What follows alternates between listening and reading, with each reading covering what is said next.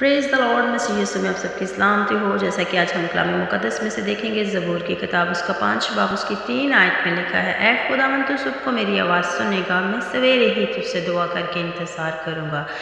आमीन।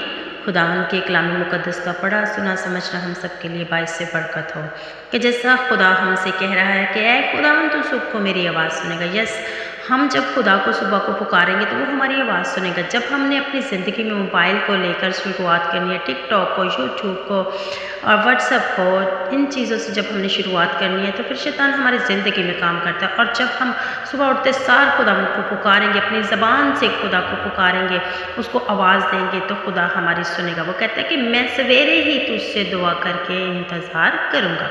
हालेलुया। तो जब हम सुबह ही उठते सार खुदा से दुआ करेंगे, सुबह सवेरे उसको पुकारेंगे तो वो हमारे आवाज़ को सुनेगा और हमें जवाब देगा। जब हम उठते सार अपनी ज़िंदगी खुदा को देते हैं तो खुदा हमारी ज़िंदगी में अद्भुत काम करता है। हालेलुया। खुदावंद आज के कलाम मुक़द्दस के वसीला से खुदा आप सबको बहुत बरकत दे। God bless you, God bless you, God bless you. आमीन।